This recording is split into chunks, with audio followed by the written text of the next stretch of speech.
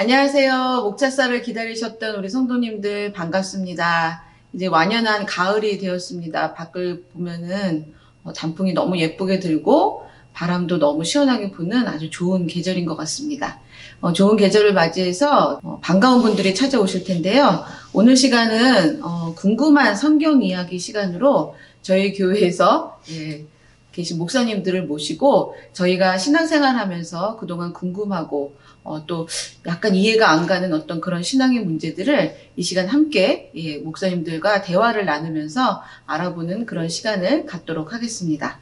네, 우리 이제 목사님들 나오실 때 집에서 박수로 맞이해 주시면 감사하겠습니다. 목사님들! 안녕하세요.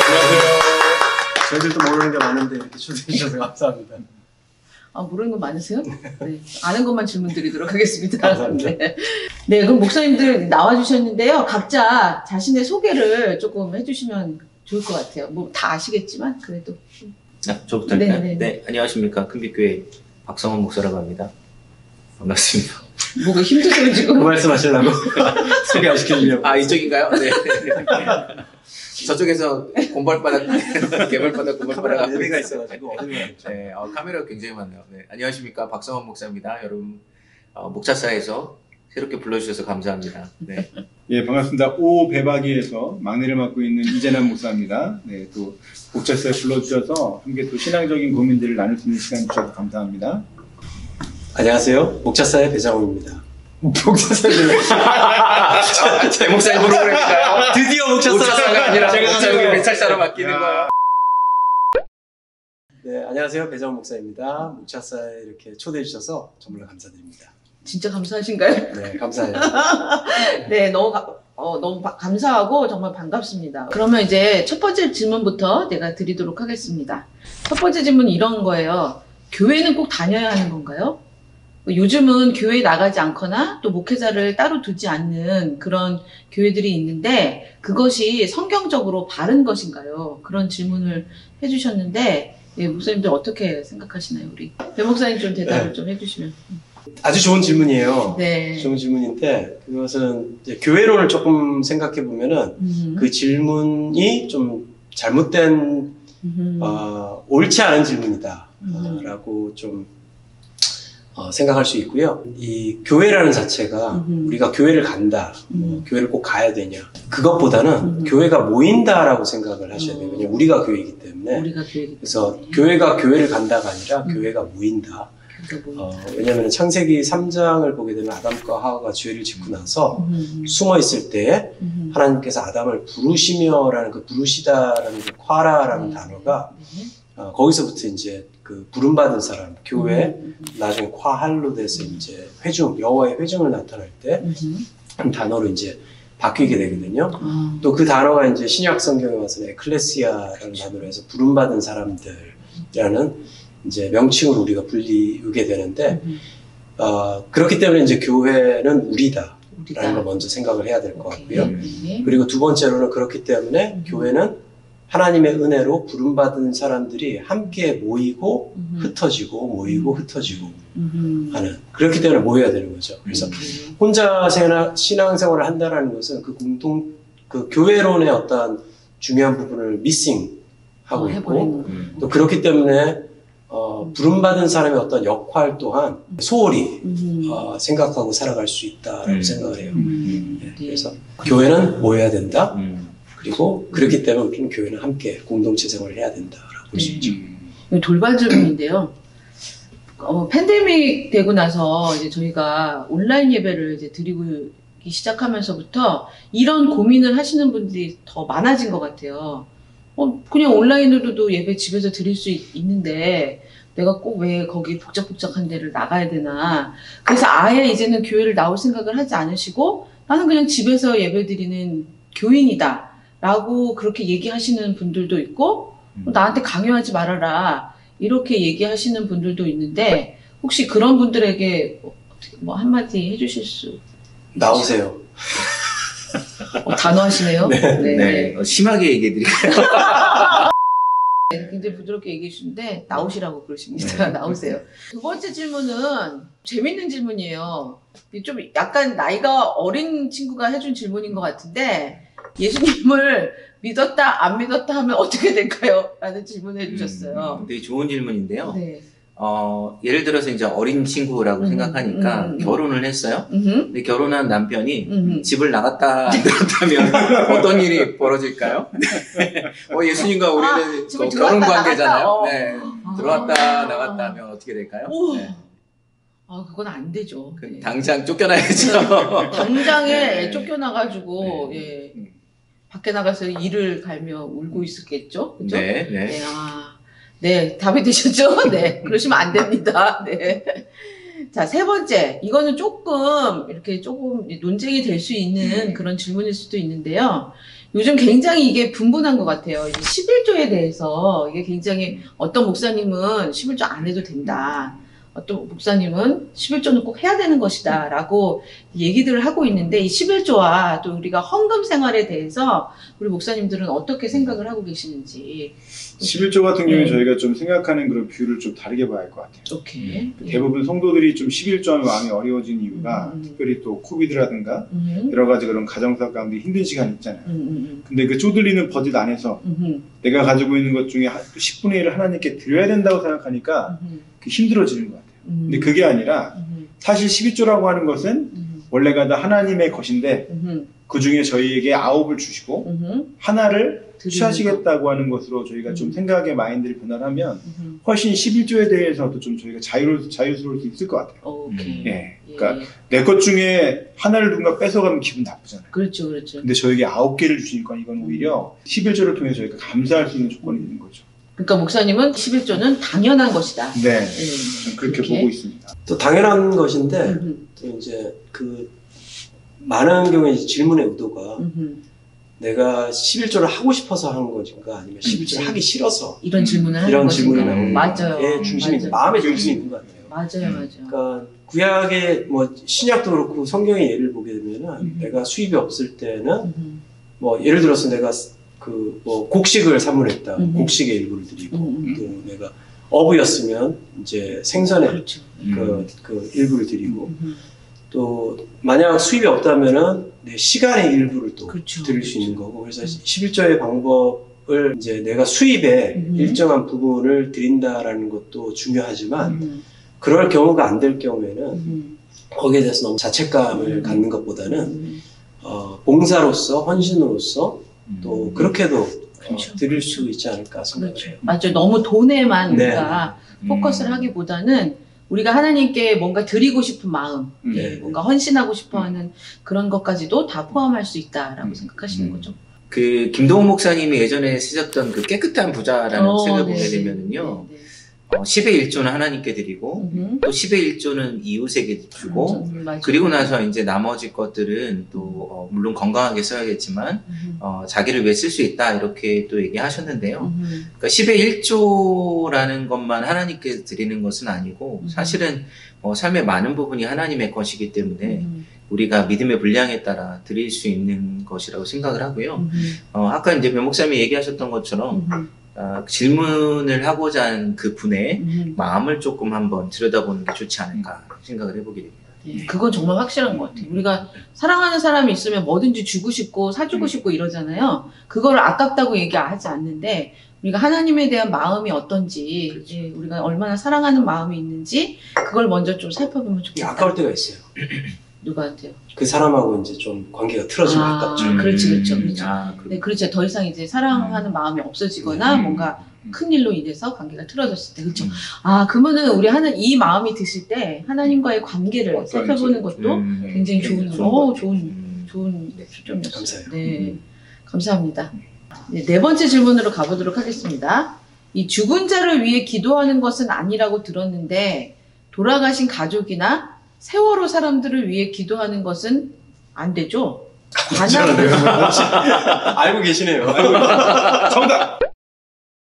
네 번째 질문 가겠습니다. 죽은 자를 위해 기도하는 것은 아니라고 들었는데 돌아가신 가족이나 이 세월호 사람들을 위해서 기도하는 것은 안 되나요?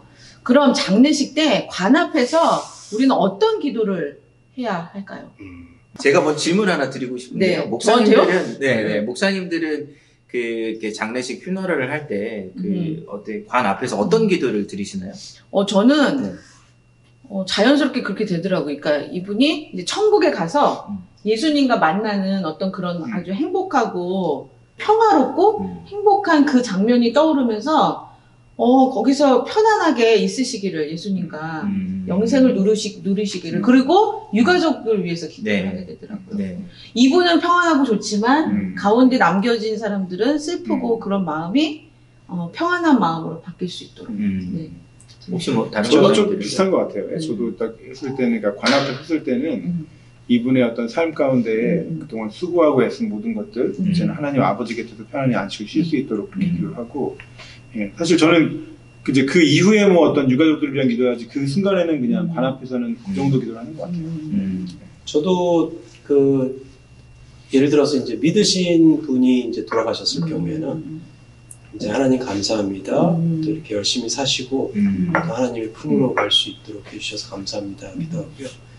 또 간혹 이제 믿지 않는 분이 돌아가셨을 경우에는 용서의 기도, 그러니까 대신 용서의 기도를 하는 건 아니지만 그래도 긍휼히 하나님, 여겨달라. 예, 긍휼히 여겨달라. 또 가족들에게 긍휼히 여겨달라라고 이제 기도를 해요. 네. 관 앞에서. 이게 종종 보면 네. 어린 친구들이나 또 이렇게 유스 아이들 같은 경우에 이런 질문들을 종종 해요. 네, 그래서 네, 네. 관 앞에서 무슨 기도를 해야 되냐. 그래서 되게 당황스러워하거나 이런 친구들도 있어서 아주 좋은 답변이 될 것 같고요. 근데 이제 여기서 한 가지 좀 헷갈리는 부분이 죽은 자를 위한 기도라는 것은 이 연옥교리, 이제 카톨릭에서 말하는 연옥교리와 조금 연관이 있는 것 같아요. 그래서 이제 카톨릭 같은 경우에는 죽은 사람들이 지옥에 바로 가기 전에 이제 연옥에서 충분히 자기의 삶을 회개하는 시간을 거치면 천국에 갈 수 있다. 그래서 이제 연옥에 있는 사람들이 천국에 갈 수 있도록 이제 가족들, 죽은 가족들이나 뭐 친구를 위해서 기도할 수 있다 이렇게 생각하는 경우가 이제 있어요. 교리상. 근데 이제 저희는 그렇게 믿지 않고 연옥이라는 것을 믿지 않기 때문에 죽은 자를 위해서 하는 기도는 죽은 자가 뭐 천국에 간다거나 이런 차원에서 기도는 드려질 수 없고요. 네. 아까 이제 목사님들이 얘기하셨던 것처럼 가족들을 위한 기도 이렇게 저희가 기도할 수 있을 것 같아요. 네, 네. 5번째 질문입니다. 이거는 그냥 편안하게 대답해 주셔도 될 것 같은데 저는 사실 이 질문을 많이 받았었어요. 그러니까 제가 한영 성경을 사고 싶은데요.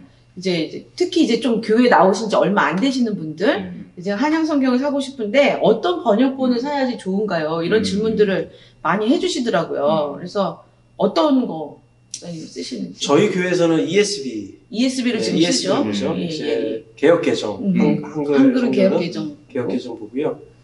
영어 성경은 이제 EM권도 교육부까지 다 ESB. 예전에 NIV를 많이 썼는데 또 ESB를 쓰는 것 같아요. 뭐 교단마다 좀 다르고요. 또 공부하신 분들마다 좀 다른데 그 ESB를 선호를 하고요. 근데 영어를 좀 배우시기를 원한다라고 할 경우에는 베이직 잉글리시 버전도 있고요.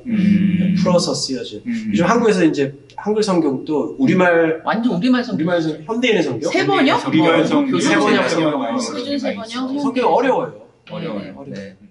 이것과 좀 관련된 질문 같은데, 이제 가끔 어떤 분들 보면, 킹 제임스 버전이, 오, 맞아요. 최고의, 그거 외에는 진짜, 뭐, 다른 것들은 잘못된 맞아요. 버전이다. 한국에서는 또 킹 제임스 버전이 네. 또 이단이 보는 Really? 걸로 보시는 분들도 있더라고요. 근데 아니, 뭐, 침례교 쪽에서 침례교 좀 쪽에서. 약간, 너무 이렇게 강하게 치우친 침례교에서, 킹 제임스 버전만 이게 이제 진짜 성경이다. 그래서, 들은 것 같아요. 하는 사람들도 있어요. 그래서 그런 부분에 대해서는 킹 제임스 버전에 대해서 혹시 얘기해 주실 게 있으면. 킹 제임스 버전이 이제 그 신학 공부할 때 학교에서 봤던 것 같아요. 예, 콘코던스라고 맞아요. 처음 이제 나온 거죠. 네, 그러니까 네. 단어에 이제 히브리어 단어, 또 헬라어 단어에 숫자를 매겨서 그 숫자가 표기되어서 이제 그 단어를 사전처럼 사용할 수 있도록 콘코던스가 네, 있었는데 그거에 이제 킹 제임스 버전으로 이제 그 바탕이 돼서 처음에 나왔고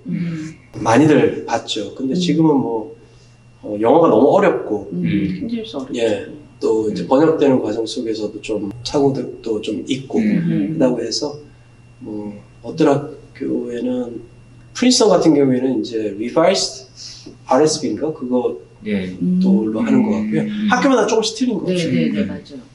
그럼 영문학적인 가치는 굉장히 높다고 맞아요. 얘기해요. 네. 워낙 킹 제임스가요? 아름다운, 네, 맞아요. 아름다운 영어로 쓰여졌기 때문에 사실은 뭐 영문학 쪽이나 이런 쪽에서는 그 고어로 되어 있는 부분이 많이 있긴 하지만 킹 제임스 버전을 되게 아름다운 성경으로 이야기하긴 하는데 사실은 이제 신학적으로 보면 킹 제임스 버전만 제대로 된 것이 아니고 오늘날 나와 있는 다양한 사본들도 뭐 다양한 버전들도 다 같은 가치를 갖고 있기 때문에 하나만 옳다고 얘기하는 것은 거의 99.9% 네. 이단이라고 뭐 저희가 볼 수가 그렇구나. 있죠. 네. 그것만 맞다라고 네, 얘기하는 네, 것은 네, 우리 성도님들 잘 기억해 두시고 그런 거에 현혹되지 마시고 읽으시기에 편안하고 내가 잘 이해할 수 있고 이런 것들로 어떤 것이든지 선택해서 읽으시면 된다라는 목사님들의 말씀이십니다. 그게 되게 중요한 포인트인 것 같은데요. 네. 그러니까 개인적으로 묵상하거나 할 때는 지금 말씀하신 대로 좀 저희가 이해하기 쉬운 버전이 좋지만 사실 교회 공동체 안에서는 지금 배장호 목사님 말씀하신 대로 ESV를 쓰는 게 좋죠. 그렇죠. 가끔 보면 한글 성도 마찬가지인데요. 그렇죠. 다른 버전으로 막 갖고 계셔가지고 엉뚱한 거 갖고 네, 막 서로 막 이렇게 계시고 맞네요. 예, 네, 진짜 그렇기 그래요. 때문에 공동체적으로는 교회에서 권장하는 성경책을 사용하시고 음. 개인적으로는 얼마든지 다른 그렇죠, 버전이어도 네. 그렇게 사용하시면 좋을 것 같아요. 그래서 우리 그 사도신경도 그렇고 주님께서 가르쳐주신 기도도 그렇고요. 빨리 외워야 되는데 여기서 한번 해볼까요? 자, 이제 6번째 질문입니다. 네. 이제 저희가 이제 어디 뭐, 특히 이제 수련회 같은 데 가고, 이제 어디 소그룹 모임 가고 그러면 이제 묵상 나눔하고 그러잖아요? 근데 이제 나눌 때 보면은, 분명히 저희가 이제 같은 본문을 갖고 이제 나누는데, 나눌 때 보면은 다 너무 다른 각자의 해석을 하는 경우가 있는 것 같아요. 근데 너무 조금, 저렇게도 해석을 할 수 있나? 그래서 그 모두가 나누는 그 해석들이 우리가 다 바른 것이라고 생각을 해도 되는지, 그래서 우리가 또 묵상을 할 때, 그리고 묵상을 하고 우리가 해석을 하고 적용을 할 때 우리가 어디에다 좀 기준을 둬야 하는 그런 기준점이 있는지, 그걸 우리 목사님들이 좀 말씀을 해주시면 좋을 것 같아요. 네, 저도 이제 좀 같은 본문을 묵상하는 데 있어서 그때 이제 상황이라든가 이런 거에 따라 다르게 적용이 되는 것 같아요. 다른 내용을 묵상하게 되고 그게 아마 성경의 참된 이 맛이 아닐까 싶어요. 우리가 성경을 읽을 때 같은 본문을 계속 같이 똑같이 적용하지는 않잖아요. 그러니까 이거 마찬가지로 그렇기 때문에 성경은 우리가 읽을 때마다 새로운 은혜를 주시고 그렇기 때문에 우리가 몇십 번 아니 몇백 번을 읽어도 그때마다 또한 하나님이 주시는 은혜가 참 넘치는 그런 책인 것 같은데요. 근데 이제 묵상이라고 하는 것을 생각해 보면 묵상이 그냥 일반 서적과 같이 한번 쫙 읽고 끝! 이렇게 끝나는 게 아니라고 하는 거죠. 이 묵상이라고 하는 건 마치 소가 연물을 먹듯이 예, 소는 계속 되새김을 하지 않습니까? 그러니까 말씀을 우리가 한 번 읽고 끝나는 것이 아니라 계속해서 이 말씀이 나에게 주는 의미가 무엇인지를 되새김질하는 것이죠. 아, 되새김질. 예, 그렇기 때문에 바로 그런 과정들을 통해서 이 말씀에 대한 참된 맛을 느낄 수가 있고 또 거기에서 우리 삶에 대한 적용점을 찾을 수가 있는 것 같은데요. 특별히 중요한 것은요. 우리가 말씀을 묵상하고 해석할 때에 우리 스스로에게 질문을 던지는 거예요. 어떻게? 예, 이 본문에서는 먼저는 어떠한 일이 일어나고 있는가에 대해서 좀 보는 게 원하고요. 또 두 번째는 그렇다면 하나님이 나에게 무엇을 말해주고 있는지 그리고 나 자신에 대해서는 내가 어떻게 해야 하는 것인지 그게 이제 묵상의 그 말씀의 묵상과 적용까지 이어지는 것이죠. 그러니까 결국은 이 말씀을 통해서 내 자신을 비춰보는 거예요. 그냥 단순히 어떤 뭐 책을 연구하듯이 그냥 이렇게 하겠거니 하는 것이 아니라 말씀을 우리가 이야기할 때는 살아계신 하나님의 우리에게 주시는 그런 메시지를 듣고 있는데 그렇다면 이 말씀이 다 각자에게 주시는 메시지가 다른 것처럼 나에게 주신 참된 의미가 무엇인지를 우리가 잘 여러 번 되새김질을 통해서 질문을 통해서 특별히 우리 이 말씀을 비춰보는 그런 과정들이 필요한 것 같아요. 그러면은 이렇게 나눌 때 네. 제가 이렇게 생각한 거랑 저 친구가 생각하는 거랑 너무 좀 달라도 그게 뭐 틀렸다 맞았다라고는 얘기할 수 없다라는 것으로 해야 되는 거죠. 그렇죠. 네, 저는 그렇게 보는데 기본적으로 이 말씀이 주는 그 본질적인 메시지는 있지만 사실 묵상이라고 하는 게 저희가 하는 뭐 주애라든가 이런 게 아니기 때문에 개인적으로 적용할 수 있는 부분이라고 생각을 하거든요. 예, 그런 점에서는 예, 어느 정도 다른 것도. 네. 그 질문의 의도처럼 위험성도 있는 것 같아요.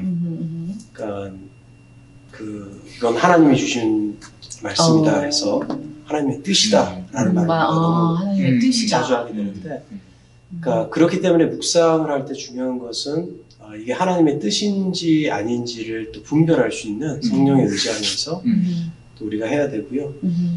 또 이제 성경에서 아까 말씀하신 대로 성경에서 의도하고자 하는 것을 또 먼저 찾아야 된다고 생각해요. 그래서 아까 우리가 질문 나눌 때 목회자 없이 이렇게 물론 그런 모임도 그러니까 교회가 될 수 있다라고 봐요. 우리가 교회이기 때문에. 근데 이제 중요한 것은 하나님의 말씀대로 살기 위해서는 하나님의 말씀의 그 풀이가 명확하게 돼야 되는 거고요. 또 그렇기 때문에 그렇지 않고서 이제 2단, 3단으로 이렇게 빠질 수 있잖아요. 그래서 이제 주해도 중요한 역할을 하지만 이제 적용에 있어서는 각자 다르게 하나님께서 성령께서 역사를 하시기 때문에 성령을 의지하면서 이제 내가 원하는 대로 해석을 하는 게 아니라 그렇게 나가야 되는 거죠. 뭐 다 정리를 잘 해주셨는데 그 조금 더 정확하게 하자면 해석과 적용을 좀 구분할 필요는 있는 것 같아요. 해석과 적용을. 해석 같은 경우에는 본문의 의미가 이미 하나님이 저자가 되셔서 본문의 의미를 우리에게 주셨기 때문에 저희가 뭐 100% 정확하게 해석하지는 못한다고 하더라도 그래도 본문에 가까운 저자의 의도에 가까운 해석으로 저희가 나아갈 수 있겠죠. 근데 뭐 본문의 단어의 뜻이라든지 뭐 역사적인 배경이라든지 이런 걸 전혀 상관없이 내 마음대로 해석을 하게 되면 적용도 당연히 잘못될 수밖에 없죠. 그래서 해석은 이제 저희가 뭐 성경도 공부해야 되고 또 특별히 뭐 우리 배정환 목사님이나 이재현 목사님 클래스에 열심히 들어가셔서 성경 공부도 열심히 하셔야 되고 그래서 이제 기본적으로 성경을 해석하거나 그 다음에 이해하는 기본적인 것들은 필요한 것 같아요. 그 대신 이제 적용하는 것은 해석이 튼튼하면 적용은 우리의 삶이 다 상황이 다르기 때문에 다양하게 적용할 수 있다 이렇게 생각할 수 있을 것 같아요. 네. 예, 알겠습니다. 네, 7번째 질문입니다. 영화 밀양에서 말하는 용서가 기독교가 말하는 용서인가요? 밀양박신 박성 목사님. 밀양박씨 박성호 목사님. 네. 제가 궁금한 게 있는데 밀양이라는 게 무슨 뜻인지 아신가요? 밀양? 네. 나 알아서 해가 뜨는 은밀한 어떤 그런 은밀한 빛, 그렇죠.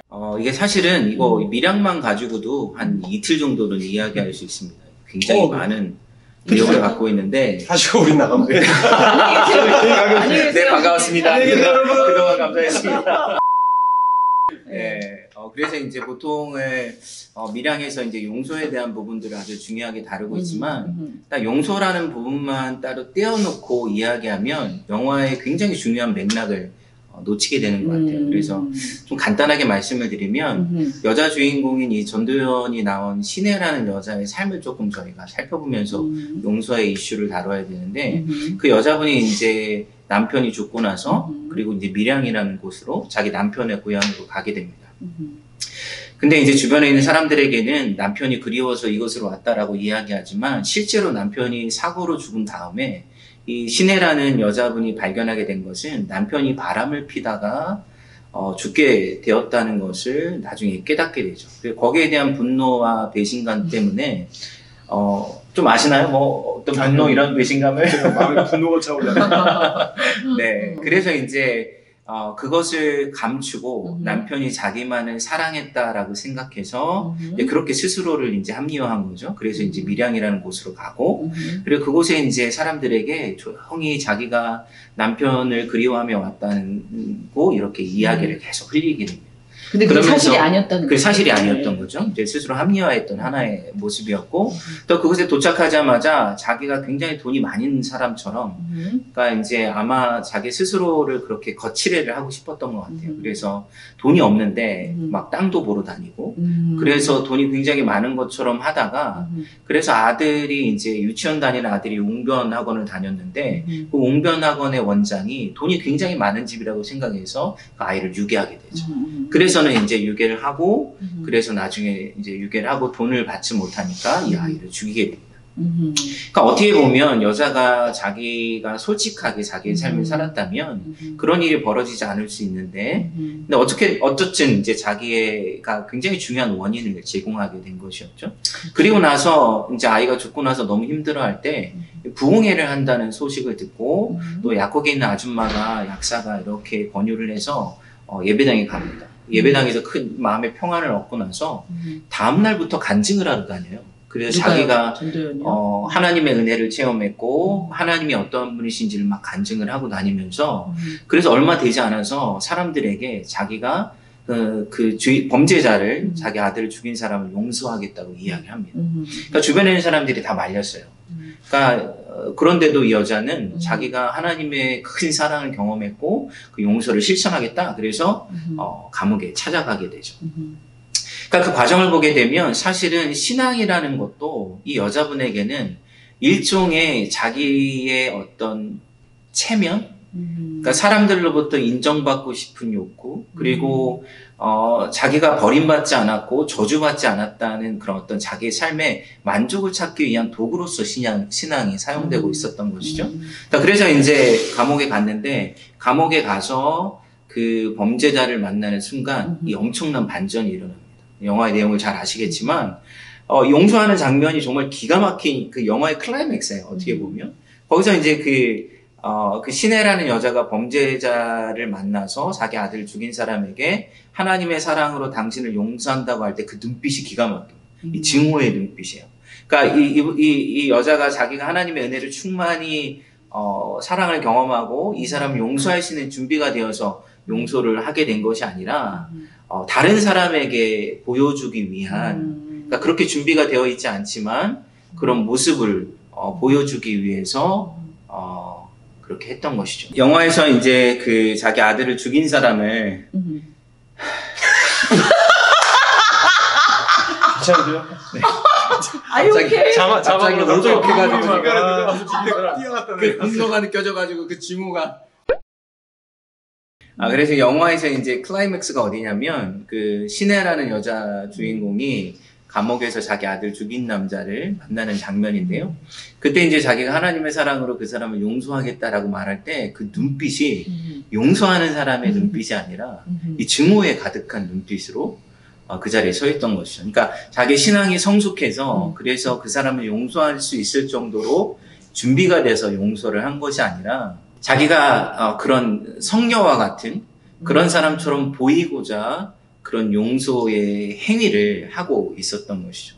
그런데 이제 그 범죄자가 자기 아들을 죽인 사람이 나는 이미 하나님께 용서를 받았기 때문에 네가 용서를 하든 안 하든 상관이 없다라는 식으로 얘기를 하니까 이 시내가 너무 분노에 차서 그래서 그 자리에서 어쩔 줄 몰라 하다가 나오면서 교도소 뜰에서 쓰러져 버립니다. 그 분노에 견디질 못해서. 그 영화에서 가장 중요한 줄거리 중에 하나는 무엇이냐면 그 여자에 대한 것이죠. 이제 영화의 마지막을 보게 되면 여자가 이제 계속해서 하나님과 그때부터 싸우기 시작하죠. 그래서 교회 장로를 성적으로 유혹하기도 하고 그리고 나중에는 자기가 스스로 자살을 시도하기도 하고 영화의 마지막에 자기가 이제 거의 지치고 쓰러지고 아무것도 할 수 없는 무기력한 상태에서 이렇게 햇빛이 쫙 비치면서 끝이 납니다. 그러니까 사실 영화의 중간중간마다 빛이 쫙 비치는 이유가 무엇이냐면 하나님께서는 우리가 있는 그대로 우리 자신의 모습 가운데 나아오기를 원하시는 것이죠. 근데 사람들은 끊임없이 자기를 포장하고 인정받고 싶어하고 그래서 외적으로 사람들 가운데서 자기를 드러내고자 하기 때문에 자기의 실제로 정말 가난하고 연약하고 깨어진 모습 가운데서 실제로 하나님을 만나지 못하는 것이죠. 그래서 그런 가운데 용서의 문제가 같이 연결이 되어 있는 거예요. 그래서 이거를 너무 그냥 기독교가 너무 값싼 은혜를 이야기하고 있다. 그래서 그런 부분에만 초점을 맞추다 보면 영화의 굉장히 중요한 부분들을 놓치게 됩니다. 그리고 나서 이제 당연히 용서에 대한 부분들을 다뤄야 되는데 그 범죄자가 한 이야기, 그러니까 나는 하나님 앞에 용서받았기 때문에 자기는 아무 상관이 없다라고 이야기하는 그 부분은 사실 한국 교회의 이 값싼 은혜, 회개가 얼마나 천박해졌는지를 느끼게 해주는 굉장히 이 가슴 아픈 표현이기도 한 것 같습니다. 그러니까 용서라는 것은 당연히 하나님과의 관계에서 먼저 풀려야 되는 것이죠. 하나님께 용서를 받는 것은 너무나 중요한데 하나님 앞에 용서를 받았다면 그 용서라는 것은 자기가 다른 사람한테 지은 죄를 회개하고 용서를 받을 수 있는 힘을 얻게 되는 것이죠. 그러니까 용서라는 것이 하나님과의 관계에서 끝나는 것이 아니라 우리의 힘으로는 다른 사람의 용서와 치유를 얻고 베풀 수 있는 길로 나아갈 수 없기 때문에 하나님의 용서가 진정으로 우리에게 주어지면 우리는 다른 사람의 용서를 받고 다른 사람의 상처와 아픔, 내가 그 사람한테 행했던 상처와 아픔을 치유하고자 하는 길로 그 책임을 가지고 나아가게 되는 것이죠. 책임. 네. 그래서 그럴 때 진정한 용서와 회개가 이루어지는 것인데, 영화에서 이제 기독교가, 이 인간의 내면, 그러니까, 하나님을 정말 만날 수 있는 그 구원의 여정이 무엇인지를 보여주고자 했고, 그리고 나서 용서가 진정으로 무엇인지를 보여주고자 했던 것이죠. 그럼 정리를 하자면, 네. 정리를 하자면, 그 밀양에서 말하고 있는 용서는 사실 하나님이 말하는 용서의 모습은 아니다. 이거는 우리 인간이 그 하나님에 대한 은혜, 그 용서를 되게 이렇게 값싸게 변질시켜가고 있는 어떤 그런 모습이다. 진정한 하나님의 용서는 내가 하나님 앞에도 용서 받는 것도 중요하지만 내가 용서를 받았다면 오히려 내가 그 잘못한 사람에게 가서 그 사람의 모든 상처와 그 사람에 대한 그 아픔을 책임져 줄 수 있는 그런 단계까지 나가야 되는 것이다. 그래서 여자 주인공이 신혜도 사실은 용서할 수 없는 사람이었고, 그렇죠.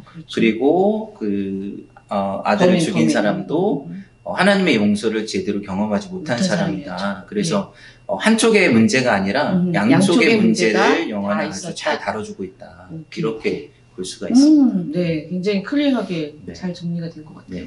감사합니다. 우리 좀 헷갈리셨던 우리 성도님들도 계셨을 텐데 굉장히 클리어하게 잘 정리를 해주신 것 같아요. 어떻게 요즘에 용서하지 못하는 사람 계신가요? 아니, 없어요. 네, 훌륭하죠. 진짜 없어요? 네. sure? 네. 그 사람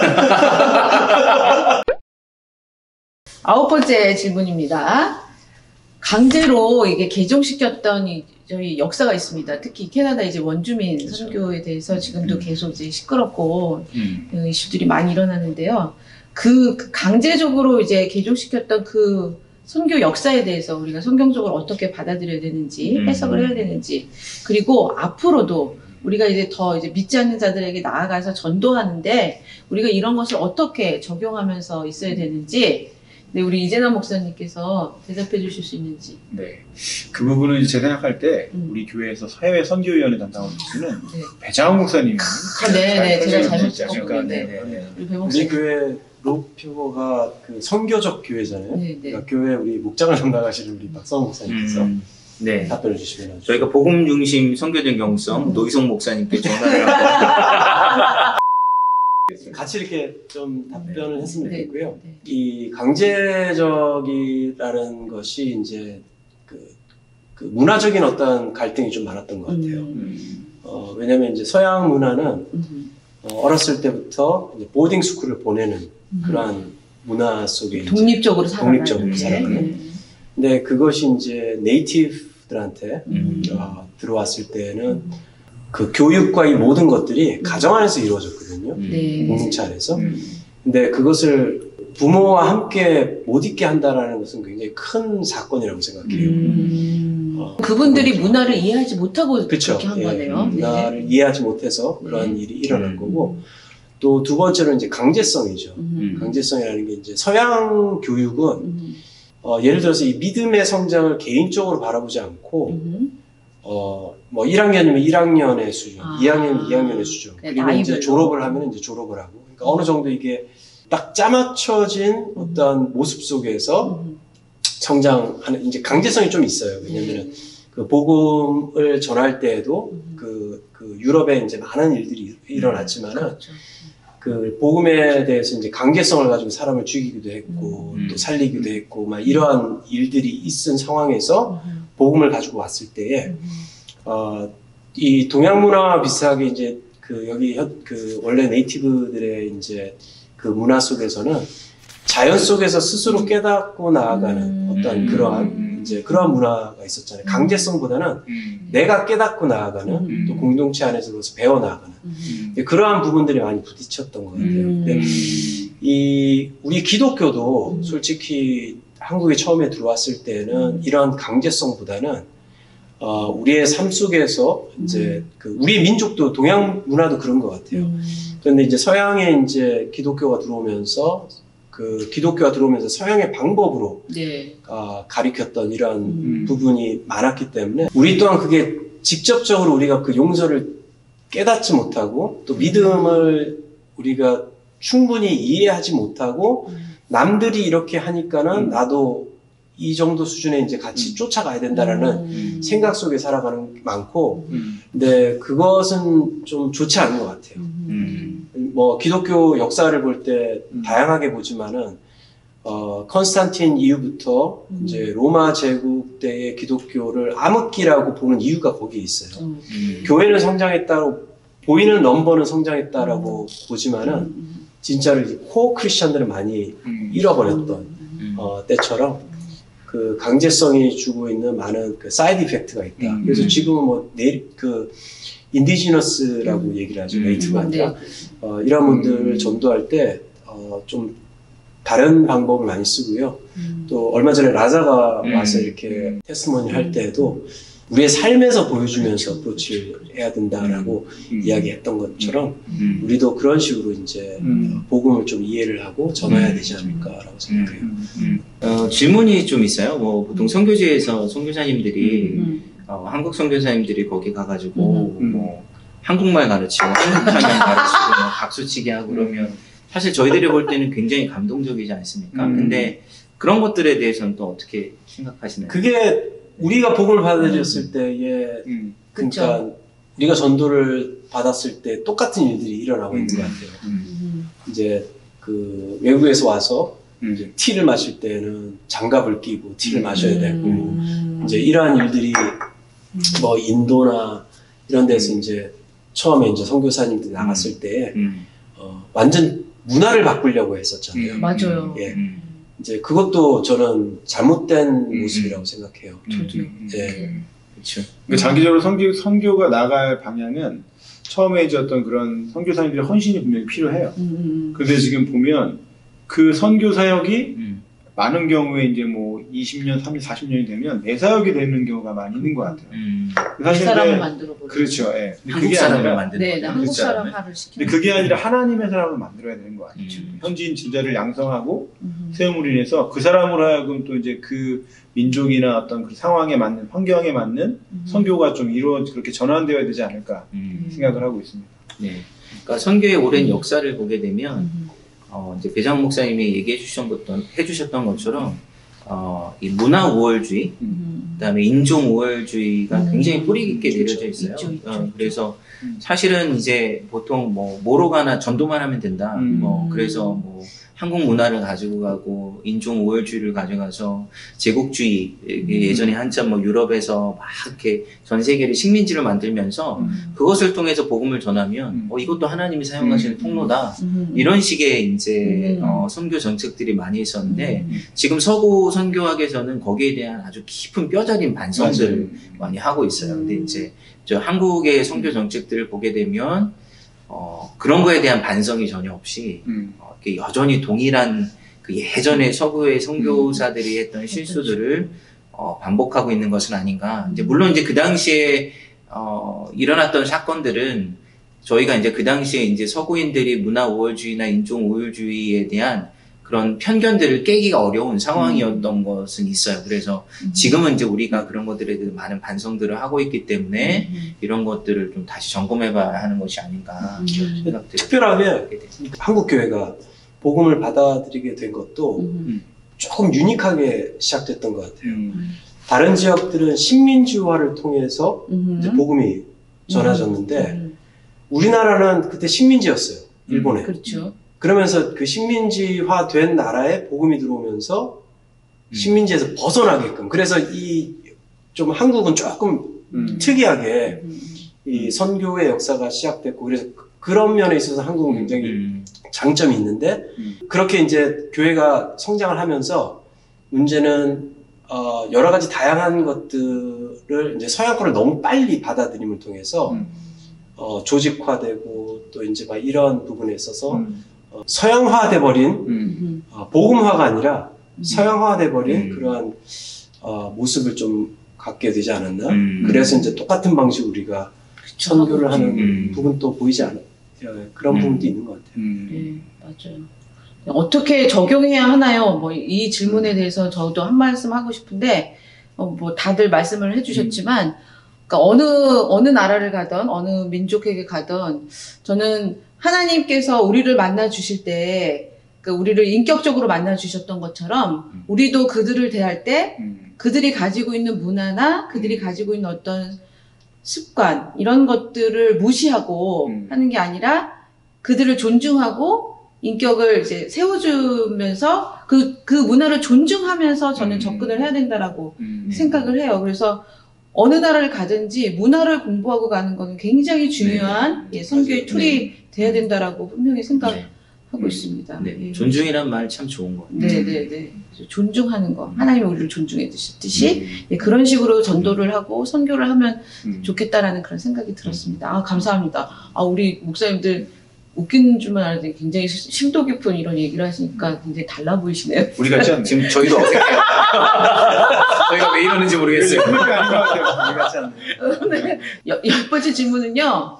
좀 우리가 좀 재밌게 예, 대답하고 넘어갈 수 있는 질문인데 교회에서 진짜 보기 싫은 사람이 있으면 어떻게 해야 되나요? 당연히 뒤는 돌려야죠. 다른 곳으로 가야죠, 얼른. 왜 선글라스를 괜히 끼고 다니나요? 어딜 가나 있는 것 같아요.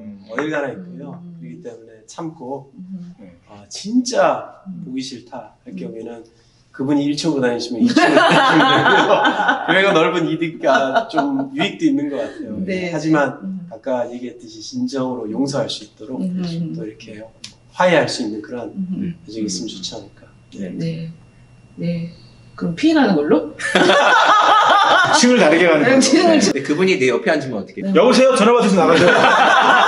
네, 알아서 잘 다니시기를 바라겠습니다. 네, 그러면 우리 목사님들 마지막으로 이제 인사 나눠주시고 다음 달에 만나 뵙도록 하겠습니다. 목사님. 서로 인사를. 네, 수고하셨습니다. 네, 안녕히 계세요. 네, 국밥집에서 만나요. 네, 네. 순대 추가.